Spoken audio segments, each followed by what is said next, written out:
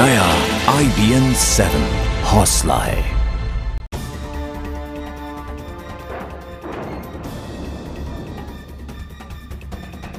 दिल्ली से 3,500 किलोमीटर मौत के मुंह में फंसे थे हजारों भारतीय। यहाँ की सरकार का हम लोग बहुत बहुत शुक्रिया अदा करना चाह रहे हैं। बहुत लोग बाकी भी है यमन में, उसको भी लेके आने का है। यमन में जारी हिंसा में फंसी थी हजारों जिंदगी।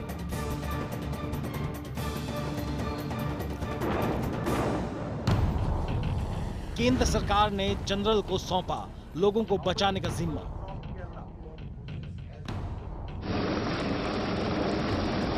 यमन जल रहा था, हर पल बम फूट रहे थे।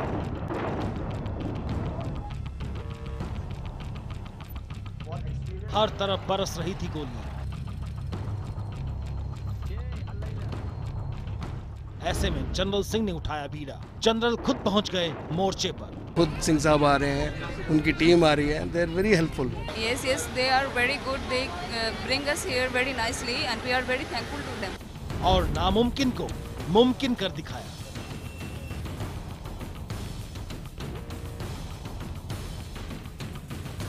देखिए 4,000 हिंदुस्तानी और एक विजय गाथा।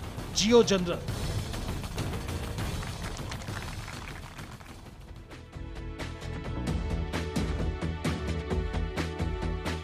नमस्कार, मैं हूं आकाश सोनी। ये जो नजारा आप देख रहे हैं, यह है भारत से 3,500 किलोमीटर दूर यमन का नजारा। ये देश गृह युद्ध से घिरा हुआ है। मेरे पीछे यमन की राजधानी सना का हवाई अड्डा आपको नजर आ रहा है। ये तस्वीर हमने इसलिए बनाई है क्योंकि आप समझ सकें कि 4,000 हिंदुस्तानियों की जान किस कदर खतरे में थी। ये वो हिंदुस्तानी है जो यमन में फंसे हुए थे। न बिजली, न पानी, न खाना, न दवाई, और उस पर हर तरफ फूटते बम और रॉकेट। एक तरफ विद्रोहियों की सेना तो एक तरफ सऊदी अरब और साथ ही साथ अमेरिका से जुड़े जो दूसरी ताकतें हैं उनकी तरफ से बमबारी। ये है आज का यमन। और इस यमन के अंदर नजर आया हमारा जनरल, वो जनरल जो इस वक्त मोदी सरकार का मंत्री है, लेकिन यमन में फंसे हिंदुस्तानियों के लिए वो किसी देवदूत से कम नहीं।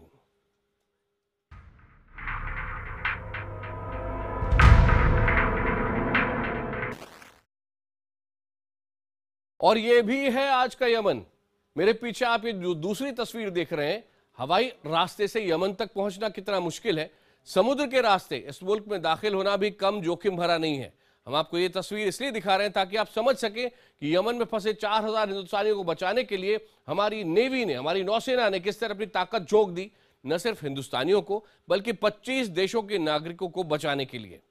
किस तरह हमारे जनरल ने सबकी जान बचाई।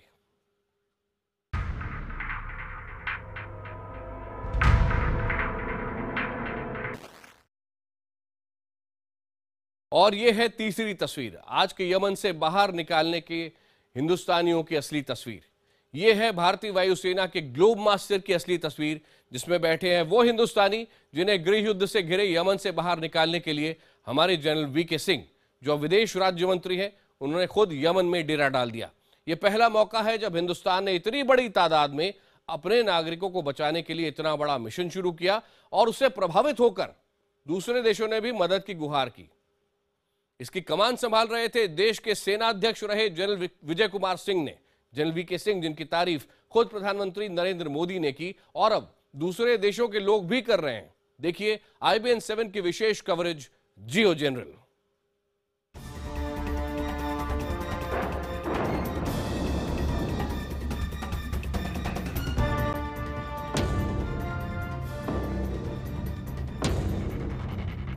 अगर आप इस जमीन पर जिंदा हैं तो आप किस्मत वाले हैं, क्योंकि यहां न गोलियां निशाना देखकर दागी जा रही, न रॉकेट और बम निशाना साध कर फेंके जा रहे। ये जंग का खूनी मैदान है जिसमें सिर्फ जान जा रही है। इसी जमीन पर करीब 4,000 हिंदुस्तानी फंसे थे। यमन में यम से जंग जारी थी। उसी के बीच छाया जंग। जब तक आखिरी हिंदुस्तानी भी इस जंग से सुरक्षित नहीं निकल जाता, तब तक मेरा काम जारी रहेगा। ये शब्द हैं जनरल के, उस जनरल के जिसने मुल्क की सरहद की रखवाली की, जो पहला ऐसा कमांडो था जो सेनाध्यक्ष के सबसे ऊंचे पद तक पहुंचा, जिसने 1971 में भारत पाक जंग में दुश्मन के दांत खट्टे कर दिए। वो जनरल रिटायर होने के बाद, सियासत में आने के बाद, रिकॉर्ड वोटों से चुनाव जीतने के बाद, देश का विदेश राज्य मंत्री बनने के बाद भी जैसे फ्रंटियर पर तैनात है। ये पहली बार हुआ है जब एक विदेशी जमीन पर, जो गृह युद्ध की आग में जल रहा है, भारत सरकार का केंद्रीय मंत्री हिंदुस्तानियों को सुरक्षित बाहर निकालने के लिए सबसे बड़ा मिशन ऑपरेशन राहत चला रहा है। वो मिशन जो एक साथ 3 देशों के 3 शहरों के बीच है, यमन का सना और अगन और जिबूती के अलावा भारत में दिल्ली। लेकिन इस मिशन का कंट्रोल रूम जनरल के दिमाग में 20 साल के उनके फौज के अनुभव। गौर से देखिए आखिर ये कंट्रोल रूम कैसे रात दिन काम कर रहा है। तारीख 5 अप्रैल 2015। जगह अदन की खाड़ी। नौसेना का युद्धपोत आईएनएस मुंबई। इस युद्धपोत पर मुस्तैद है जनरल।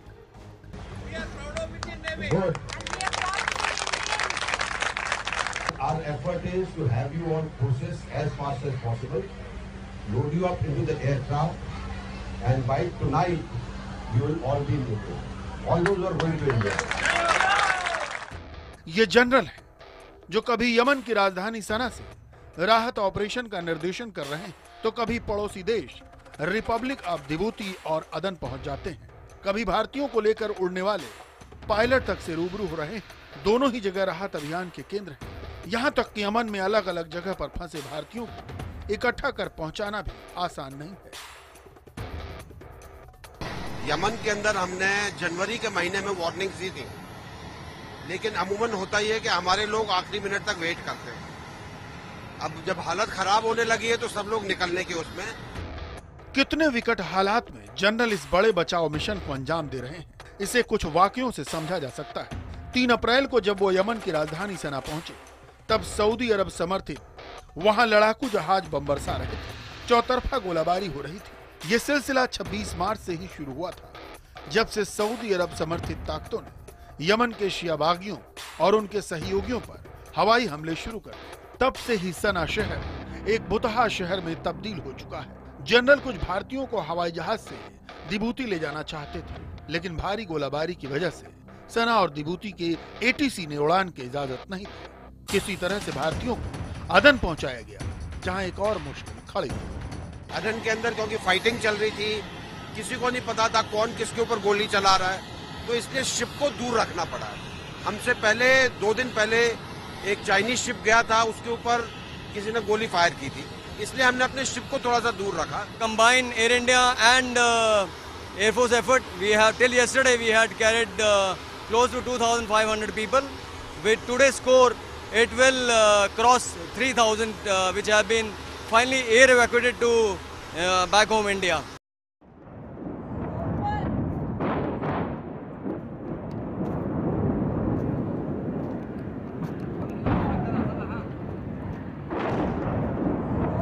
बंदरगाह के पास भारतीय नौसेना के युद्धपोत आईएनएस मुंबई को पहुंचना था, लेकिन अदन बंदरगाह के पास भयंकर गोलाबारी हो रही थी। आईएनएस मुंबई बंदरगाह में दाखिल नहीं हो सका। 12 छोटी नौकाओं को भारत में किराए पर लिया। छोटी नौकाओं के जरिए लोगों को आईएनएस मुंबई तक पहुंचाना बेहद मुश्किल ऑपरेशन था, लेकिन यहाँ पर जनरल वीके सिंह का फौजी तजर्बा काम आया, जिसकी बदौलत सैकड़ों लोगों को युद्धपोत तक पहुंचाया जा सका। और इसके बाद जैसे रह रहकर इस हौसले की बलाएं ली गईं। इंडियन एम्बेसी जो साना किया है, we are thankful to them. और जितनी टीम आई है, सिंह साहब आए हैं, खुद सिंह साहब आ रहे हैं, उनकी टीम आ रही है, they are very helpful to us. ऐसे ऐसे लोग मिलते रहेंगे तो आई थिंक प्रॉब्लम नहीं आएगी कोई भी। They are very good. They bring us here very nicely and we are very thankful to them. बहुत अच्छा हेल्प किया। वो इंडियन एयरफोर्स का फ्लाइट भेजा था और सना पे, उधर से हम सेफली लैंड हुआ इधर मुंबई एयरपोर्ट छत्रपति शिवाजी। ये जनरल का ही भरोसा था कि दुनिया के सबसे ताकतवर मुल्क अमेरिका ने भी भारत से मदद मांगी। अपने नागरिकों को यमन से निकालने का अनुरोध किया। मदद मांगने वाले देशों की लिस्ट बढ़ती गई। यमन की राजधानी सना में मौजूद अमेरिकी दूतावास से एक इमरजेंसी संदेश निकला। भारत सरकार ने यमन से निकलकर जिबूती जाने की कोशिश कर रहे अमेरिकी नागरिकों की मदद की पेशकश की। सना से प्लेन के जरिए और अदन से जहाज के जरिए वो निकलेंगे। जिन अमेरिकी नागरिकों को निकलना है वो जल्द से जल्द सना में भारतीय दूतावास में अफसर राजकोपल से संपर्क करें। लोग हैरान रह गए कि जिस अमेरिका का समुद्री बेड़ा अदन की खाड़ी में डेरा डाले है, उसे आखिर भारत की मदद की जरूरत क्यों पड़ी? फ्रांस ने भी मदद मांगी। भारत ने 25 देशों के नागरिकों को यमन से बाहर निकाला और बुधवार 8 मार्च को देर शाम देश के प्रधानमंत्री नरेंद्र मोदी का एक ट्वीट आया। ये ट्वीट जनरल के लिए शाबाशी है। मानवता की सेवा सर्वोपरि है, ये किसी सरहद में नहीं बनती। हम खुश हैं कि हमने यमन से लोगों को बाहर निकालने में कई देशों की मदद की। हमने अपने पड़ोसियों बांग्लादेश, मालदीव, म्यांमार, नेपाल, पाकिस्तान और श्रीलंका की सहायता की। Air India has, managed a lot of flights. Today I heard they will manage 5 flights. So it's a fantastic support for all nations. They are not only taking care of Indians, they are taking care of other nationals also. We are in very big problem there, danger, and Indian government has done this and saved our life without any cost. We shall remember India in our whole life. Very appreciated of you and very well treated and looked after, and I'd like to thank the Indian people for bringing us home. Thank you very much. I absolutely can't say enough about the Indian government for helping us to get out of Yemen. Thank you very, very much. We all want to thank them. They are very nice people. और अब operation राहत के सामने नई चुनौती है। Yemen में फंसी 140 नर्सों ने वहां से निकाले जाने की गुहार लगाई। मोर्चे पर तैनात जनरल ने अब उस पर काम शुरू कर दिया है। Bureau report, IBN 7। भारत सरकार ने जिस परिस्थिति से यमन में फंसे हजारों भारतीयों और साथ ही साथ दूसरे देशों के नागरिकों को भी निकाला, वो पूरी दुनिया में एक मिसाल के तौर पर देखा जा रहा है। भारत के राहत कार्यों को देखकर अमेरिका और फ्रांस समेत कुल 25 देशों ने भारत से अपने नागरिकों को निकालने में मदद मांगी। इस रेस्क्यू ऑपरेशन में विदेश राज्य मंत्री जनरल वीके सिंह हीरो बनकर उभरे हैं, और वो भी अंतर्राष्ट्रीय स्तर पर। जनरल वीके सिंह ने IBN 7 से खास बात की। ऑपरेशन राहत जो हमने शुरू किया लोगों को यमन से निकालने का, इसमें काफी चैलेंजेस थे क्योंकि हमको कई देशों के साथ बातचीत करके अपने लोगों को निकालना था। कहां पर हम अपना हेडक्वार्टर बनाते, चैलेंज था किस तरीके से हम 3 अलग अलग एयर ट्रैफिक कंट्रोल के साथ मिलाप करके, कोऑर्डिनेट करके, उनके साथ बातचीत करके कैसे अपने हवाई जहाजों को वहां पे ले जाते।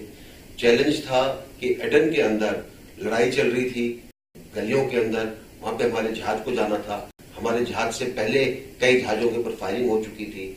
हमारा जहाज अदन से दूर जाकर एंकर के ऊपर रहा, छोटी बोट से हमने लोगों को निकाला।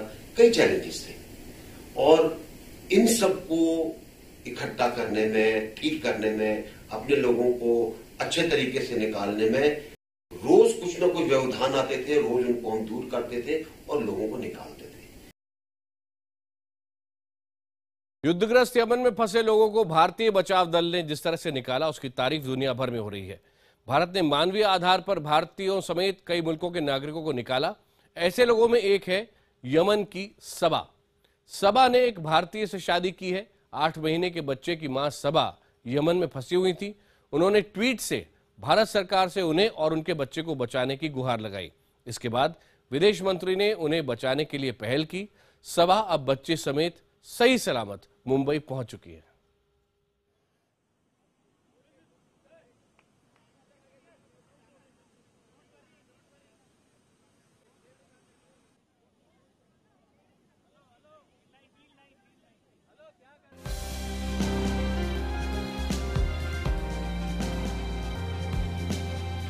कहते हैं मां अपने बच्चे को बचाने के लिए बड़ी से बड़ी कुर्बानी दे सकती है, जमाने से अकेले लड़ सकती है। मुंबई में अपने भारतीय पति अरुण शेट्टी और 8 महीने के बच्चे के साथ महफूज यमन की सबा शावेज ने भी कुछ ऐसा ही किया। You know, my baby is Indian. He's small. He's an infant. He can't walk himself. I need to be with him. And you know, the embassy, they were busy with so many Indians, so they just you know, as they given the priority to the Indians, they were not really ready to deal with my personal case at that moment. इन हालात में सबा ने भारतीय नागरिकता वाले अपने बच्चे की photo भारतीय विदेश मंत्रालय के ट्विटर अकाउंट पर डालकर उन्हें और उनके बच्चे को बचाने की फरियाद की। 31 मार्च को उन्होंने ट्वीट किया, मेरा बच्चा इंडियन है और उसे पूरा हक है कि उसे यमन से निकालने में मदद की जाए, मगर वो बहुत छोटा है और खुद चल भी नहीं सकता, उसे मेरी जरूरत है। सभा के ट्वीट को देखकर विदेश मंत्री सुषमा स्वराज ने बचाव दल को उनका पता लगाने का निर्देश दिया, लेकिन बीतते वक्त के साथ यमन में जंग तेज होती जा रही थी। 2 अप्रैल को सभा ने ट्विटर पर लिखा, हर रात मैं बेटे को सीने से लगाकर उसके कान ढककर सोती हूँ। सना में भारी बमबारी के बीच में सिर्फ भारत सुरक्षित पहुँचने की उम्मीद लगा रही हूँ। बहुत डर लग रहा है। एक माँ का ट्वीट गोला बारूद पर भारी पड़ा। ममता ने नफरत पर जीत पाई। रविवार को विदेश मंत्री सुषमा स्वराज ने खुद ट्वीट कर उन्हें मदद पहुंचने का भरोसा दिलाया। आखिरकार सना में सबा और उनके बच्चे को तलाश कर भारतीय बचाव दल सोमवार को उन्हें मुंबई ले आया, जहां एक परिवार का सुखद मिलन हुआ। Actually, Miss Sushma Swaraj is so responsive, not only to me, to be honest, to everyone who tweeted to her. She just reassured everyone. She calmed us down. She helped us to go through all this. सबा भारतीय बचाव दल और विदेश मंत्री की तारीफ करते नहीं थक रही। ट्वीट पर शुक्रिया अदा करते हुए उन्होंने लिखा, कार में सुरक्षित भारत पहुंच गई। सुषमा स्वराज और उनकी शानदार टीम को बधाई। जय हिंद। विदेश मंत्री ने भी जवाब में लिखा, शुक्रिया की कोई जरूरत नहीं सबा, हमारे देश और हमारे नागरिकों के लिए ये हमारा फर्ज है। आपके बच्चे और हमारे युवा नागरिक पर ईश्वर का आशीर्वाद बना रहे। सबा के मामले ने साबित कर दिया है कि इंसानी रिश्तों को सरहदों की हदों में नहीं बांधा जा सकता है। माँ की ममता हर हाल में अपने बच्चे को बचाने का रास्ता तलाश ही लेती है। निशात शम्सी, मुंबई, IBN 7।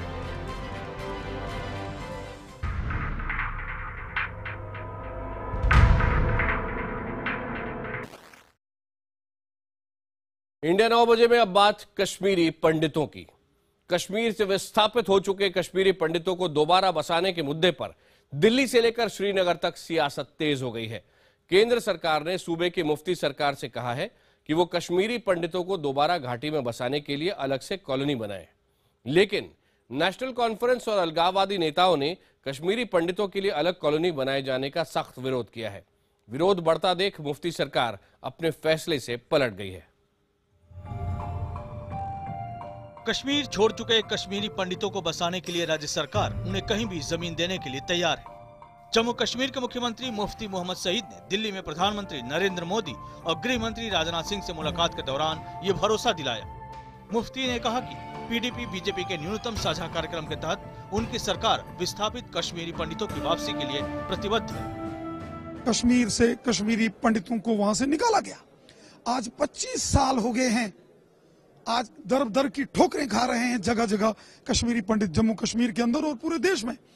25 साल बाद आज देश के माननीय प्रधानमंत्री नरेंद्र मोदी जी ने एक पॉलिसी बनाने की एक पहल की है कि हम कश्मीरी पंडितों को मान, सम्मान, सुरक्षा, इज्जत के साथ वापस कश्मीर घाटी के अंदर बसाएंगे।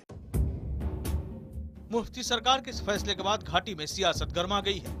नेशनल कॉन्फ्रेंस ने यह मुद्दा जम्मू कश्मीर विधानसभा में उठाया और कश्मीरी पंडितों के लिए अलग कॉलोनी बसाने के फैसले का सख्त विरोध किया है। जहाँ जहाँ जिस भी इलाके में उनकी अपनी जमीनें हैं, जायदादें हैं, वहाँ आराम से आए और बस जाएं। उनको किसने निकाला है?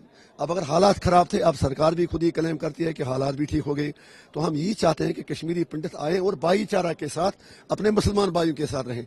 अगर आप उनके लिए एक अलग होमलैंड टाइप मतलब ये कोई टाउन तैयार करोगे तो वो तो एक गलत मैसेज है।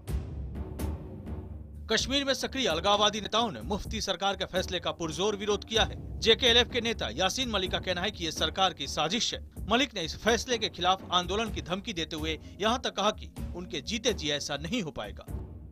हम जी शहर बनाएंगे, ये नफरत के शहर हैं, ये मोहब्बत के शहर नहीं है, इसलिए ये शहर हम बनने नहीं देंगे।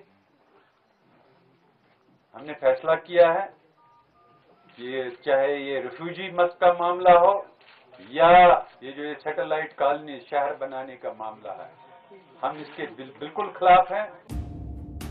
कश्मीर से विस्थापित होकर दिल्ली में रहने वाले कश्मीरी पंडितों के संगठन ने यासीन मलिक के बयान का सख्त विरोध किया है। उनका कहना है कि दोबारा पुरानी जगहों पर रह पाना उनके लिए संभव नहीं है।